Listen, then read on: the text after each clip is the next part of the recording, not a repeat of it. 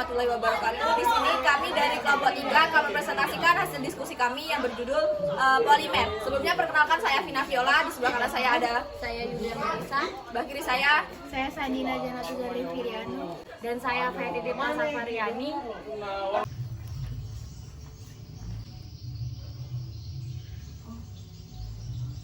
Baiklah, saya akan menjelaskan pengertian polimer. Nah, polimer adalah senyawa molekul besar berbentuk rantai atau jaringan yang tersusun dari gabungan ribuan hingga jutaan unit pembangun yang berulang.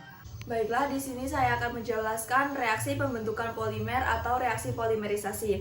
Sebelumnya, reaksi pembentukan polimer atau reaksi polimerisasi itu ada dua macam. Yang pertama, polimerisasi adisi dan polimerisasi kondensasi. Polimerisasi adisi terjadi karena pemutusan ikatan rangkap dari monomer. Ikatan rangkap yang terbuka digunakan monomer untuk berikatan satu sama lain. Langsung saja kita masuk ke contohnya. Yang pertama kita bahas terlebih dahulu polimerisasi adisi. Polimerisasi adisi terjadi karena pemutusan ikatan rangkap dari monomer. Ikatan rangkap yang terbuka digunakan monomer untuk berikatan satu sama lain. Mekanisme kurang lebihnya seperti pada layar. Saya ambil contoh di sini ada suatu molekul yang menjadi monomer. Di sini ada ikatan rangkap C, kemudian C ini kan tangannya dua. Berarti dua gugusnya berikatan dengan P dan Q. Yang sebelah kiri ini gugusnya mengikat gugus P dan Q, dan di sebelah kanan ini mengikat gugus R dan S. Di sini ada 3 monomer.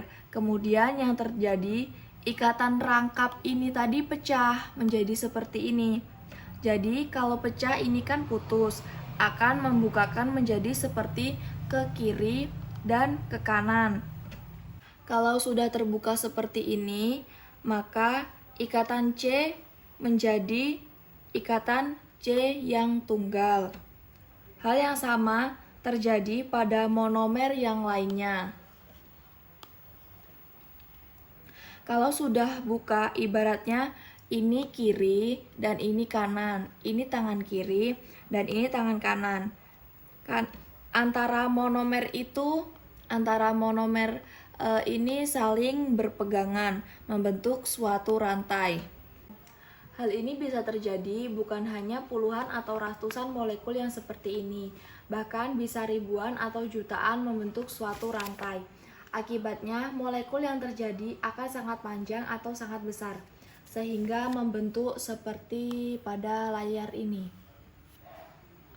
C paling kiri ini tangannya kosong, dan yang tangan pada sebelah kanan dari polimer pertama sudah berikatan pada tangan kiri monomer yang sebelah kiri, dan juga pada tangan sebelah kanan monomer yang kedua sudah berikatan dengan tangan kiri monomer yang ketiga. Sehingga kita bisa tulis reaksi dari senyawa ini yaitu seperti pada gambar. N monomernya atau monomernya sebanyak N menjadi seperti ini. Kita harus menggunakan tanda kurung siku, tapi tanda kurung siku ini harus menabrak atau kena ikatan N. N ini jumlah monomernya. Jika 100 monomer berarti polimernya merupakan untaian atau rantai dari 100 tersebut, atau diulangi. Jadi polimer tersusun atas N buah monomer. Yang kedua kita bahas polimerisasi kondensasi. Polimerisasi kondensasi merupakan reaksi polimerisasi yang disertai dengan pelepasan molekul kecil seperti H2O, NH3, dan HCl. Umumnya monomernya mengandung gugus NH2, OH, atau COOH. Nah, jadi di sini inilah yang membedakan antara polimerisasi adisi dan polimerisasi kondensasi. Kalau polimerisasi adisi itu pasti monomernya harus mengandung ikatan rangkap karena pada saat reaksi polimerisasi ikatan rangkap itu akan dipecah. Nah, kalau pada polimerisasi kondensasi itu umumnya monomernya mengandung gugus NH2, OH, COOH.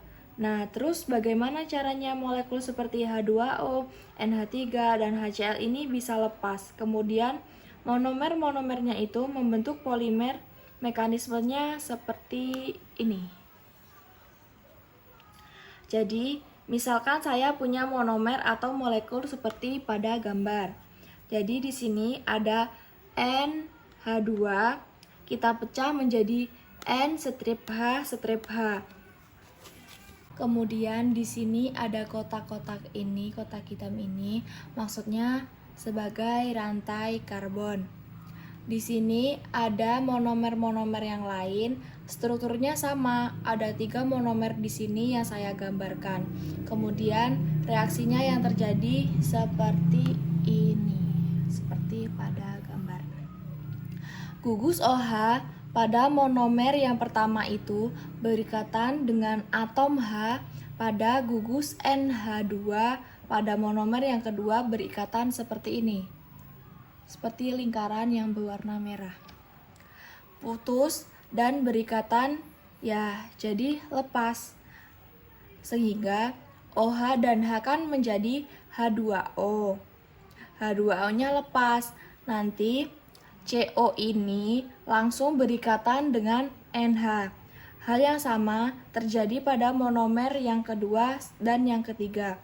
Gugus OH pada monomer yang kedua itu putus dan berikatan dengan atom hidrogen pada gugus NH2 pada monomer yang ketiga. Seperti ini. Demikian juga terjadi di berikutnya. Nah, yang paling kiri atom hidrogennya juga lepas, berikatan dengan atom OH molekul sebelah kirinya. Jadi H2O-nya lepas. Jadi karena gugus H2O-nya lepas, maka gugus C rangkap O itu langsung berikatan dengan N tunggal H seperti ini. C rangkap O langsung berikatan dengan N tunggal H. Unit perulangannya terjadi di sini. Oke, jadi kita buat reaksi polimernya adalah monomer NH2 kotak COOH menjadi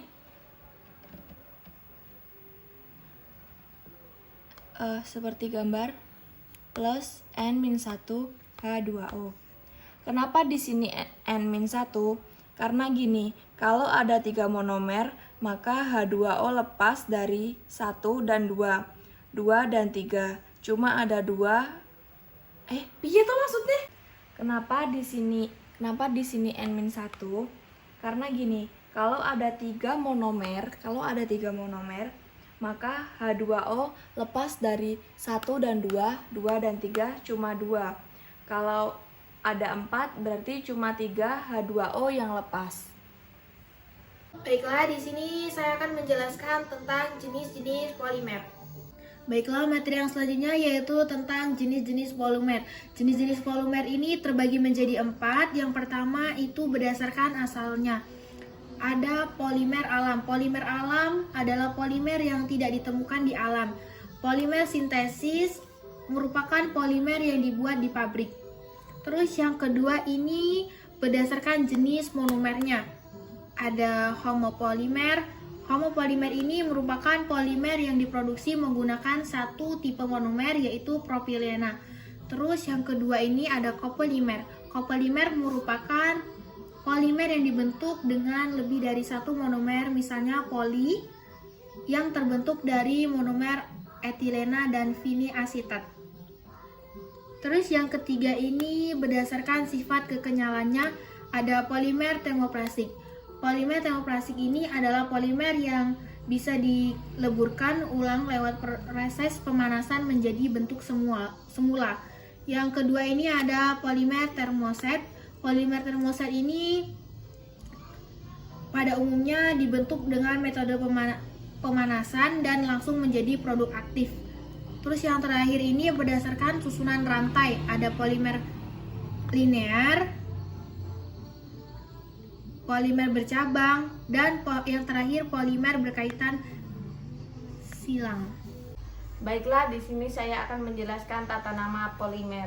Nah, tata nama polimer ini dibedakan menjadi dua, yaitu aturan tata nama dagang dan aturan tata nama IUPAC. Yang pertama kita bahas dulu aturan tata nama dagang. Secara umum nama polimer diambil dari nama monomer penyusunnya. Yang pertama ada nama monomer satu kata. Pada nama monomer satu kata ini memberi awalan poli pada monomernya. Contohnya di sini bisa kita lihat ada dua rantai karbon dengan cabang aromatik, jadi dinamakan polistirena. Selanjutnya di sini kita lihat ada dua rantai karbon terdiri dari 2C dan rantainya lurus, 2 kan etil. Jadi dinamakan polietilena. Selanjutnya ada dua rantai karbon dengan cabang 2 atom F pada masing-masing karbon. Jadi ngelihatnya tuh semua monomernya nggak per unitnya, karena ada 4 atom F, 4 kan tetra, maka namanya politetrafluoroetilena. Selanjutnya ada nama monomer lebih dari satu kata. Pada nama monomer lebih dari satu kata ini didahului sebuah huruf dan angka. Nama monomer diletakkan dalam kurung dan diawali dengan poli. Di sini ada contoh COOH, ini kan COOH kan gugus asam, ininya ada 3, jadi namanya poliasam akrilat atau propanoat.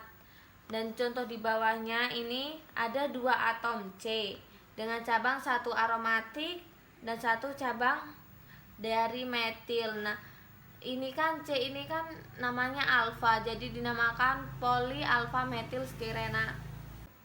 Yang kedua ada aturan tata nama IUPAC. Ada tata nama kopolimer. Tata kopolimer adalah polimer yang tersusun atas monomer yang berlainan jenis. Contohnya nilon, bakelit, polietilen, tereftalat dan sebagainya. Di sini ada tata nama polimer, yaitu jenis-jenis kopolimer. Yang pertama ada CO. CO ini untuk konektif kopolimernya polistirena CO metil metakrilat. Selanjutnya ada statistik atau stat polistirena stat butadiene Na. Dan selanjutnya ada ran itu kan random, jadi random polietilen ran vinil asetat. Artinya rantai polietilen dengan bergantian monomer vinil asetat. Selanjutnya ada alternating atau alt polistirena alt maleat anhidrida. Artinya rantai polimer itu disusun dari monomer stirena yang bergantian rantai dengan monomer maleat anhidrida. Terus di bawahnya kan ada blok. Bagian blok ini misalkan blok kiri terdiri dari polistirena dan blok kanan terdiri dari polibutadiene Na. Dan yang terakhir ada graf polibutadiene Na, graf polistirena. Selanjutnya ada perbedaan tata nama polimer, yaitu nama dagang dan nama IUPAC. Di sini ada contoh CH2. CH memiliki cabang rantai aromatik, yaitu di nama dagangnya dinamakan polistirena, sedangkan di nama IUPAC-nya itu polifeniletilena. Ini seharusnya kebalik. Terus yang kedua ada CH2, CH2. Nah, 2 rantai karbon terdiri dari 2C, rantainya kan lurus, 2 kan etil, jadinya polietilena. Terus di nama IUPAC-nya ini polimetilena, ini kebalik juga. Terus selanjutnya ada CF2, CF2. Nama dagangnya CF2 kan ada 2 rantai karbon dengan cabang 2 atom F pada masing-masing karbon. Jadi ngelihatnya tuh semua monomernya, enggak per unit pas di nama dagangnya ini, karena 4 kan tetra, jadi namanya tuh politetrafluoroetilena. Dan pada nama IUPAC-nya itu polidifolometilena. Selanjutnya ada CH2. CH memiliki cabang C COOH. Nah, COOH ini kan gugus asam dan ini ada 3 jadinya asam akrilat poli, asam akrilat. Terus dinama IUPAC-nya adalah poli 1 karboksilat teotilena. Terus selanjutnya ada CH2CH. Nama dagangnya ini kan ada 2 cabang atom C dengan cabang 1 ini satu aromatik ini harusnya ada. Terus nama dagangnya poli alfa metil stirena. Di nama IUPAC-nya poli 1 metil 1 feniletilena. Baiklah, selanjutnya saya akan menjelaskan contoh dan kegunaan polimer. Materi yang selanjutnya yaitu contoh dan kegunaan polimer. Yang pertama ada polietilena. Nah, polietilena ini digunakan untuk bahan dasar plastik, itu yang biasa sering digunakan untuk membungkus minuman dan cairan lainnya.